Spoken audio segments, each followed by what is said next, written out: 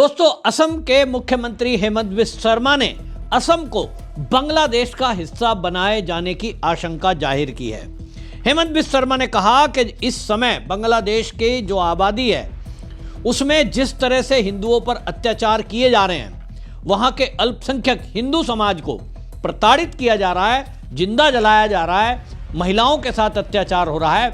ये अगर असम के अंदर 10% घुसपैठिए बांग्लादेश के ओर बढ़े तो यहां भी ये दृश्य हो सकते हैं। ये चिंता जाहिर की है। हेमंत बिस्वा शर्मा ने यह कहा कि इस समय असम के अंदर 40% बांग्लादेशी हैं और ये 1971 के बंटवारे के बाद से संख्या बढ़ती रही। कांग्रेस की सरकारों ने इसको रोका नहीं बल्कि बढ़ावा दिया और वोट बैंक की तुष्टीकरण के कारण जिस तरह से डेमोग्राफी चेंज असम की हुई, ये देश के लिए एक खतरे की बात है। उन्होंने ये आशंका जाहिर करते हुए कहा कि यदि मान लीजिए आज के समय में भारत का और बांग्लादेश का युद्ध होता है, जैसी स्थितियां आज चल रही हैं कि वहाँ हिंदुओं पर अत्याचार हो रहे हैं, बॉर्डर पर वहाँ कत्लेआम हो रहा है बॉर्डर एरिया में, और ऐसे में यदि वहाँ की सेना या वहाँ आतंकवादी गतिविधियाँ जो पाकिस्तान के आतंकी अड्डे अब शिफ्ट हुए हैं, उस कंडीशन में अगर भारत की सेना को मूव करने की जरूरत पड़ी और बांग्लादेश और भारत का युद्ध होता है, तो वो कहते हैं कि उस कंडीशन में ये जो बांग्लादेश से आए हुए हैं ये किसका साथ देंगे? निश्चित रूप से भारत का साथ तो देंगे ही नहीं बल्कि भारत की सेना के बीच में रुकावट बनेंगे। और ये हेमंत बिस्वा शर्मा जो कह रहे हैं ये कोई ऐसी बात नहीं है कि कोई अनहोनी है।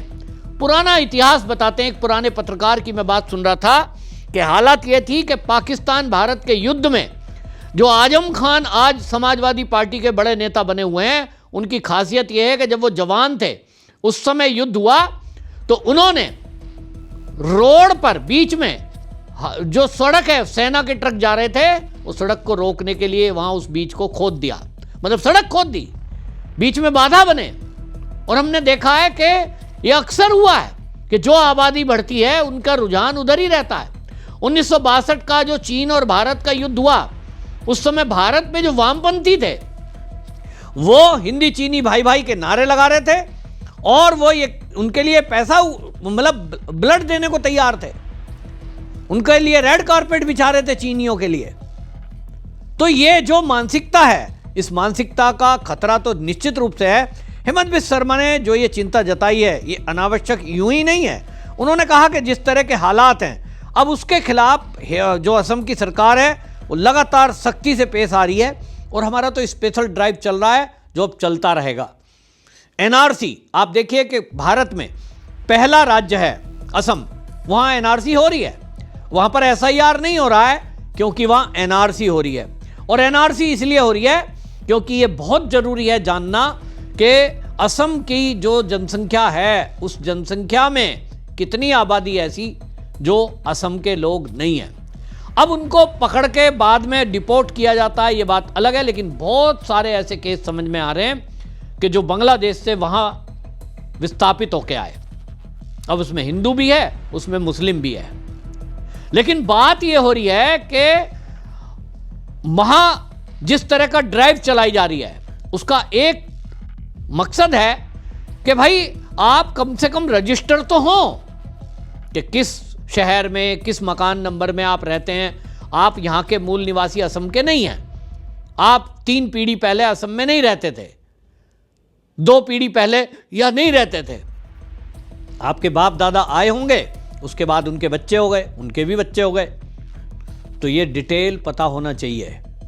और इस डिटेल पता लगाने का देखिए, जो मूल निवासी यहाँ का बन गया है, 2 पीढ़ी से यहाँ रह रहा है, 40 साल 50 साल से यहाँ रह रहा है, तो उसको यहाँ से भगाया नहीं जा सकता। भारत का अपना कानून है क्योंकि वो भारत के नागरिक हो गए, नागरिकता ले ली है, तो इसमें उनके खिलाफ कोई एक्शन नहीं लिया जा रहा है, लेकिन वो रजिस्टर तो हों। और उसके अलावा जो घुसपैठिए हैं जिनके पास ना कोई वैलिड पेपर है और वो घुसपैठ करके आए हैं, सरकारी ज़मीनों पर कब्जा करके बैठे हैं, आप सोचिए 1.5 लाख वर्ग किलोमीटर कितना होता है?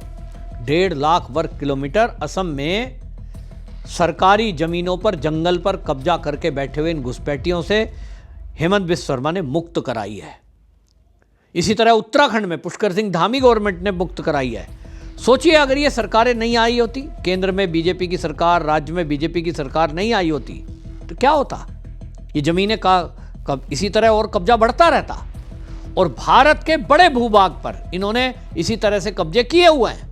जिन जिन राज्यों में भारतीय जनता पार्टी की सरकार आई, ये बताता है भाई इस देश में ये तय हो गया कि कांग्रेस की सरकार जहां है, टीएमसी की सरकार जहां है, दिल्ली में आम आदमी पार्टी की सरकार आई या उत्तर प्रदेश में समाजवादियों की सरकार थी, इनको लूट की छूट दी गई कि आप सरकारी जमीन कब्जाओ, उसी पे मकान बनाओ, दुकान बनाओ। यहां तक कि आपने देखा ना, सरकारी जमीनों पर बरेली के अंदर फार्म हाउस बना रखे हैं, करोड़ों रुपए उससे किराया ले रहे हैं और ये अरबपति बन रहे हैं। फिर उसी पैसे को दंगा को पालने के लिए, दंगाइयों को पालने के लिए, उनको जेल से छुड़ाने तक में इस पैसे का इस्तेमाल होता है।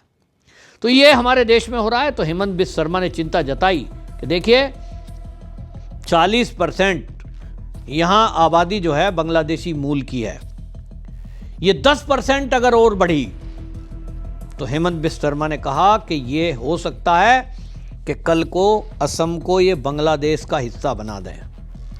अब ये एक सत्य है, कटु सत्य है कि जहां आबादी बढ़ी है वहां ये एक थ्रेट रहा है, भारत की सुरक्षा के लिए एक खतरा है। हेमंत बिस्वा शर्मा कहते हैं कि देखिए पिछले 5 साल से लगातार इस मुद्दे को मैं उठा रहा हूं और इस मुद्दे को लेकर के, हालांकि आपको बता दूं कि बांग्लादेश की नवगठित जो अभी नेशनल सिटीजन पार्टी एनसीपी वहां की बनी है, उसका जो नेता है हसनत अब्दुल्ला, वो उस संदर्भ में है क्योंकि नसरत अब्दुल्ला ने बिल्कुल सीधे सीधे ये कहा था कि हम तो जो है 7 सिस्टर को बांग्लादेश में मिला देंगे। 7 सिस्टर की बात कही थी, यानी पूरे नॉर्थ ईस्ट को काटने का षड्यंत्र है। और याद करिए शरजील इमाम का बयान जो चिकन नेक की बात कर रहा था, और कितने दिन पहले सीए का प्रोटेस्ट सन 2020 में हुआ है, 5 साल पहले। ये तो उनको इंटेलिजेंस विभाग छूट दे रहा था कि आप आंदोलन करिए या भाषणबाजी करिए, और उनके पर सब पर निगरानी रखी हुई थी। तो पोल खुली कि ये तो कुछ और ही है, सीए का प्रोटेस्ट नहीं है, इसके अंदर तो चालाकी से चीन के एजेंट घुसे हुए हैं और उनकी मंशा है पूरे नॉर्थ ईस्ट को भारत से काटने की। सरकार चौकन्नी थी, एजेंसियां सचेत थी, सेना एक्टिव थी। तो आज ये 7 सिस्टर भारत में ही हैं, वरना इनको कब का काट दिया होता। ये षड्यंत्र हमने देखा है। सिलीगुड़ी कॉरिडोर की बात करते हैं, अलगाववादी ताकतें हमेशा से पूर्वोत्तर क्षेत्र पर बात करते हैं, और ये जो है राष्ट्रीय सुरक्षा के लिए बहुत बड़ा खतरा है। हेमंत बिस्वा शर्मा जो कर रहे हैं, ये वाकई में आप सोचिए, कल्पना कर लीजिए कि अगर यहाँ कांग्रेस की सरकार होती तो क्या होता। कोई कार्रवाई नहीं हो सकती थी, और कार्रवाई नहीं होती तो जमीनों पे कब्जे होते जाते, और बॉर्डर एरिया, और खासतौर पे आप देखिए पहाड़ी हिल्स में क्या होता है। पहाड़ी में तो एक जगह से दूसरी जगह जाने लगी छोटी सी एक सड़क होती है, आप उस सड़क को घेर लो, सड़क को ब्लॉक कर दो तो खत्म। सेना को एक जगह से दूसरी जगह जाने के लिए सड़क का मार्ग, जो कि टैंक हैं, तोप हैं, गोले हैं, ये कोई जहाज में तो जाते नहीं है। ये बात अलग है कि आज हमारी भारत की सेना पर ऐसे ऐसे सेना के पास हेलीकॉप्टर और प्लेन भी हैं जिसमें हम टैंक तक को रख के ले जा सकते हैं, लेकिन उतना फिर भी जो सेना का मूवमेंट है वो नहीं हो सकता। और इसीलिए हेमंत बिस्वा शर्मा की जो चिंता है मुझे जायज़ दिखाई देती है, और इसीलिए स्पेशल ड्राइव जो वो चला रहे हैं वो वाकई में उनको जारी रखना ही चाहिए। और पूरे देश में इस बात की सराहना होनी है कि हेमंत बिस्वा शर्मा जो कर रहे हैं वाकई में पूरे देश के लिए एक उदाहरण है। भारतीय जनता पार्टी के बाकी मुख्यमंत्रियों के लिए भी एक उदाहरण है। पूरे देश में इसी शक्ति के साथ एनआरसी लागू करने की आवश्यकता है, जैसा हेमंत जी ने किया है। आपकी क्या राय है कमेंट में जरूर लिखें, वीडियो शेयर करें।